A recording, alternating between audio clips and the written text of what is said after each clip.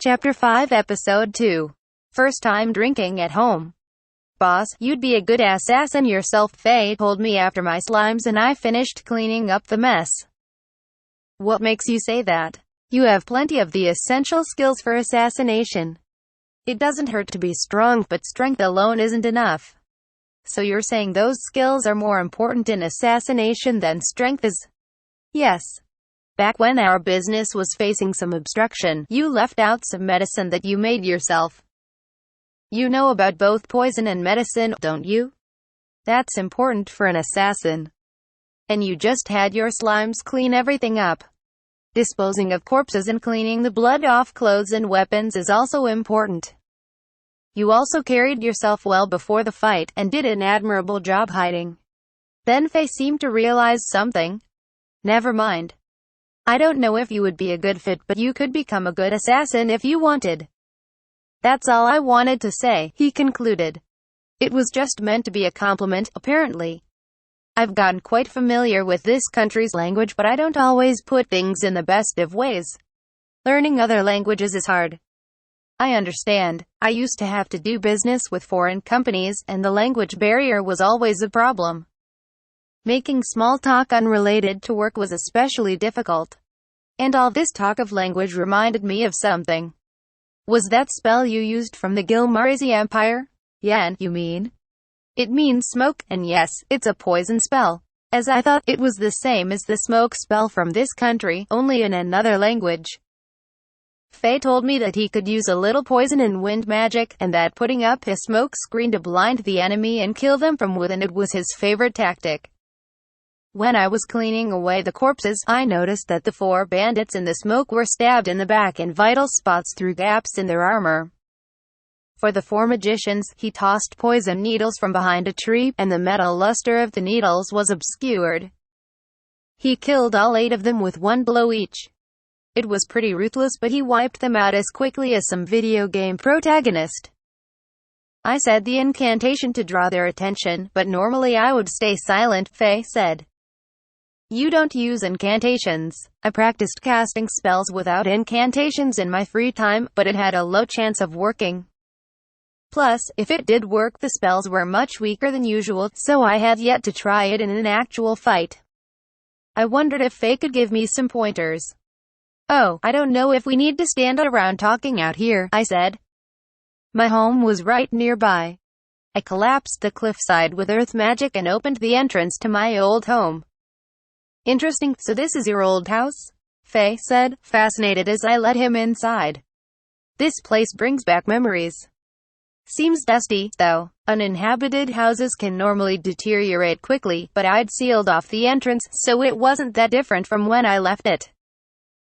I felt a lot of nostalgia thanks to how unchanged it was, but a lot of dust had piled up and some spiders had gotten in somehow, having made webs on the ceiling. But my slimes could make quick work of all of that. I cleaned up one of the rooms so we could have a place to rest. My sticky, poison, acid, healing, scavenger, and cleaner slimes, all the slimes who lived here with me, seemed to have memories of the place. They independently crawled around to the locations they frequented before. They looked ready to relax, but maybe that was also because of the fight from earlier. I brought enough food for all of them too, so they were probably full for the day. Faye and I decided to take it easy as well. I prepared some drinks and snacks, then decided to ask him about silent incantations again. If you want to use magic without incantations, you should start by using the same spell repeatedly, he said. I first learned to conceal myself and wield a weapon, then learned how to handle poison and drugs. I have continued to practice these skills as I gained experience. I never used magic much for assassinations. Drugs and tools were a greater priority. I'm not a magic expert, so it's hard for me to offer advice. Can you tell me about poison and drugs, then? You used poison with those needles, and a truth serum back when we were dealing with hoodlums. Just where do you get these from? I make them myself, for the most part. You pay me and give me time off, so I buy the materials from shops in town or go outside town to find them. We traveled many lands on our job, so we have knowledge of medicinal plants from all over. That includes this country to an extent. That made sense, but I was wondering one thing. Faye, if you need these things for your job, I can pay for it, I offered. I didn't want my employees to have to spend their own money for their job. I don't need them, but I keep making them just to make sure my skills stay sharp, he said. I guess he considered it private training, or a hobby of sorts.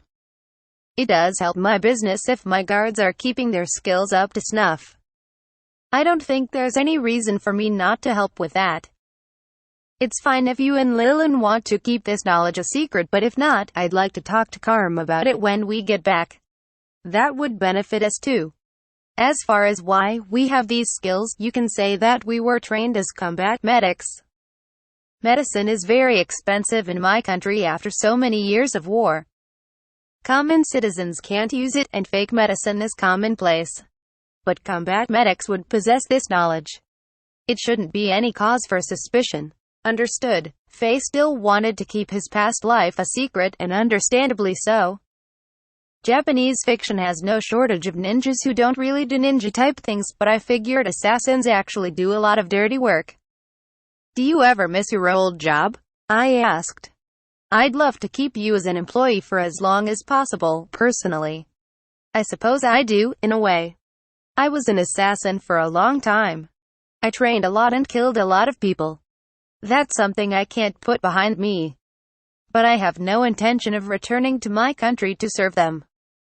All because of the final order we received. Can you tell me about that? Sure.